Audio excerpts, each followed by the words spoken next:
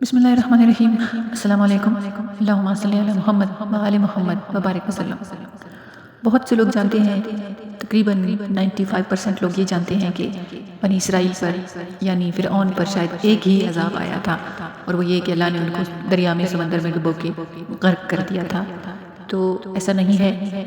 آج کی ویڈیو جو ہے میں آپ کو بتانے آئی ہوں کہ بنی اسرائیل پر اللہ پاک نے 7 مرتبہ ڈفرنٹ عذاب بھیجے، اور حضرت موسیٰ علیہ السلام کے پاس جب بنی اسرائیل رجوع کرتے تھے کہ اس بار معافی دلا دے موسیٰ، اگلی بار ہم سدھر جائیں گے، تو حضرت موسیٰ علیہ السلام اللہ سے دعا فرماتے تھے، اور اللہ ان کی مغفرت کر دیتے تھے، اور اللہ ان کو معاف کر دیتے تھے، اور اللہ ان کو مہلت دیتے تھے۔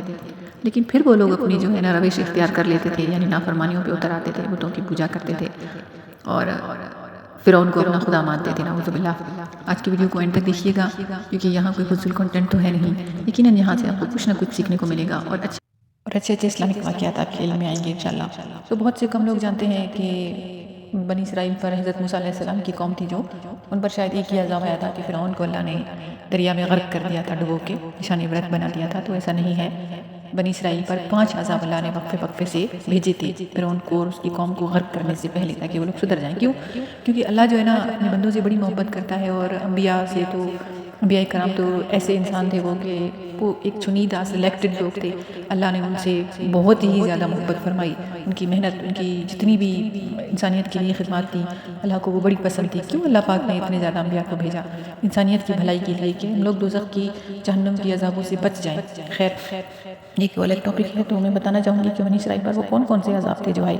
سب سے پہلے تو جو ہے ان پر اللہ نے بارش، اتنی تیز ہوائیں اور بارش برسائی تھی کہ پانی جو تھا اتنا ان کے گھروں میں بھر گیا تھا کہ ان کے گلے تک آ گیا تھا پانی، تو وہ لوگ پریشان ہو گئے۔ اور جو مومنین تھے حضرت موسیٰ علیہ السلام کی قوم کے، جو حضرت موسیٰ علیہ السلام پہ ایمان لائے تھے، اللہ کی عبادت کرتے تھے، ان کے گھر معجزانہ طور پہ محفوظ تھی۔ جب فرعون کے حامیوں نے دیکھا کہ بھئی یہ لوگ کیسے محفوظ ہیں، تو انہوں نے حضرت موسیٰ علیہ السلام سے کہا، اے موسیٰ، ہم جو ہے ابھی سدھر گئے ہیں، آپ دعا کریں اور ہماری اس مصیبت سے جان چھڑائیں۔ تو حضرت موسیٰ علیہ السلام نے دعا فرمائی، اور اللہ نے ان سے وہ عذاب ہٹا لیا، اور بعد میں جو ان کے نقصانات ہوئے تھے وہ سارے بھی اللہ پاک نے برابر کر دیے، یعنی سکھ آ گیا ان کی زندگی میں۔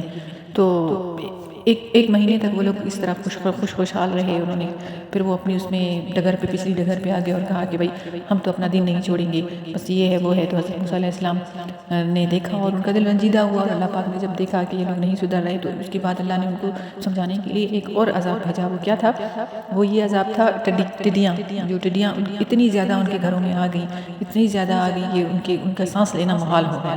ہر طرف ٹڈیوں کے جھنڈ ہر چیز پہ وہ چھائی ہوئی تھی۔ تو وہ لوگ پریشان ہو گئے کہ ان سے تو ہمارا سانس لینا محال ہوا ہے، ہمارا جینا، اٹھنا بیٹھنا، کھانا پینا سب ہوا ہے۔ تو موسیٰ علیہ السلام سے کہا کہ اب ہم سدھر جائیں گے، اب ہم نے کچھ نہیں کرنا، تو آپ دعا کریں کہ ہمارے گھر بھی محفوظ ہو جائیں، ہم بھی محفوظ ہو جائیں۔ تو حضرت موسیٰ علیہ السلام نے پھر دعا کی۔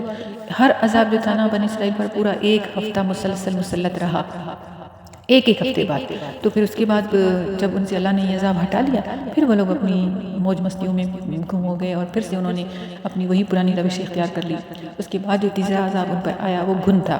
گھن ایک کیڑا ہوتا ہے جو اناج کو کھاتا ہے اندر سے۔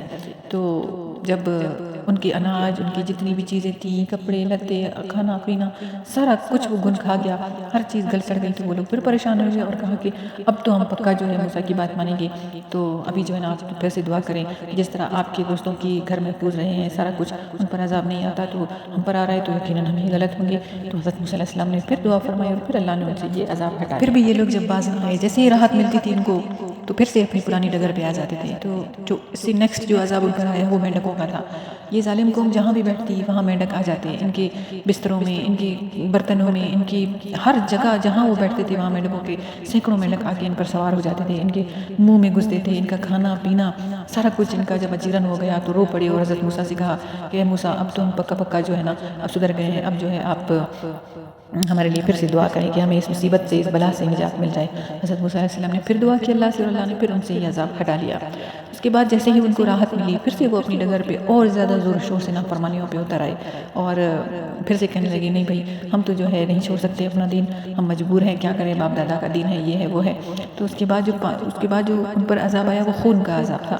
یعنی ان کا پانی، ان کا جو بھی کھانا پینا، جس چیز کو وہ ہاتھ لگاتے تھے وہ خون بن جاتا تھا. ان کی نہریں، ان کے کنویں، ان کے سارا کچھ خون میں تبدیل ہو جاتا تھا. اور حضرت موسیٰ علیہ السلام کے جو پیروکار تھے، جو اللہ کو ماننے والے تھے، وہ اس ہر بلا سے، ہر عذاب سے محفوظ ہی رہے اللہ کے فضل سے.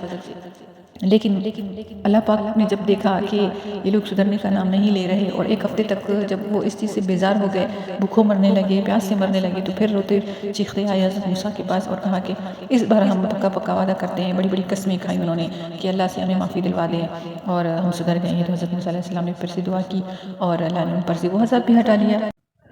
جب یہ قوم کبھی نہ سدھری، اپنی پرانی روش میں قائم رہی، تو اللہ پاک نے ان پر اپنا آخری عذاب نازل کیا. اور یہ ساری حضرت موسیٰ علیہ السلام کی قوم سے کہا کہ تم لوگ اس دریا میں اتر جاؤ اللہ کے حکم سے. تو بنی اسرائیل گھبرا گئے اور کہا کہ موسیٰ اب تو ہم گئے. تو حضرت موسیٰ علیہ السلام نے کہا نہیں، مجھے اپنے رب پہ بھروسہ ہے اور اسی کے حکم سے میں تم لوگوں کو یہاں سے لے جاؤں گا. تو جیسے انہوں نے اپنا عصا دریائے نیل میں ڈالا تو وہاں سے راستے نکل آئے، 7 کے 12 راستے نکل آئے تھے. اور حضرت موسیٰ علیہ السلام کے جو مومنین تھے وہ سارے ان راستوں پہ چل کے دریائے نیل کراس کر گئے. اور جب فرعون نے دیکھا تو اس نے بھی اپنے گھوڑے دوڑا دیے پیچھے اور کہا کہ ہم بھی انہی راستوں میں ان کو نیست و نابود کرنے کے لیے پیچھے چلے جائیں گے. لیکن جیسا اللہ چاہتا ہے وہی ہوتا ہے. اللہ انسان کو بار بار مہلت دیتا ہے. اور آپ سب تو جانتے ہیں کہ فرعون اور اس کے ساتھیوں کے ساتھ کیا ہوا، وہ دریائے نیل میں غرق ہو گئے. اور اللہ قرآن میں فرماتے ہیں کہ ہم نے فرعون کو نشان عبرت بنا دیا اور اس کی لاش آج بھی ایک میوزیم میں رکھی ہوئی ہے. کہنا یہ چاہتی ہوں کہ دیکھیں اللہ ہمیں بھی زندگی میں کئی بار مہلت دیتے ہیں کہ سدھر جاؤ، سنبھل جاؤ. جیسے ہی ہم اللہ سے رجوع کرتے ہیں، اللہ پاک تو معاف کرنے والے ہیں، اللہ معاف کر دیتے ہیں. لیکن اتنے سرکش ہمیں نہیں بننا چاہیے کہ ہم اللہ کے عذاب کو، پچھلی قوموں کے عذابوں کو بھول جائیں. یہ تو بھلا ہو، لاکھوں کروڑوں درود ہو نبی پاک صلی اللہ علیہ وآلہ وسلم پر، ان کی حال پر، ان کی اولاد پر، ان کی ذریت پر، اصحابہ کرام پر، کہ ان کے صدقے اللہ نے ہمارے گناہوں پہ پردے ڈالے ہوئے ہیں. ہمارے صبح شام بے شمار وہ برائیاں ہم لوگوں کے اندر جو ہم پچھلی قوموں میں ایک ایک تھی، ہمارے اندر وہ ساری برائیاں، سارے گناہ موجود ہیں جو پچھلی قومیں جن کی وجہ سے برباد ہوئیں، لیکن ہم ابھی تک بچے ہوئے ہیں. کس کے صدقے؟ نبی پاک صلی اللہ علیہ وآلہ وسلم کی دعاؤں کے طفیل، ان کی ذات کے صدقے ہم ان کی امت ہیں. خدا را اس چیز کو سمجھیں. اللہ بہت کریم ہے، گناہ ہر ایک سے ہوتے ہیں، غلطیاں ہر ایک سے ہوتی ہیں، لیکن معافی مانگنے میں دیر نہ کریں. ایسا نہ ہو ہم ایسے اللہ کے قہر کا، عذاب کا شکار ہو جائیں، پھر ہمیں کوئی راہ نجات نہ ہو. دنیا تو گزر ہی جائے گی، جیسے تیسے گزر جاتا ہے، لیکن آخرت کا سودا کبھی بھی نہ کریں. Thanks for watching my videos. Allah حافظ.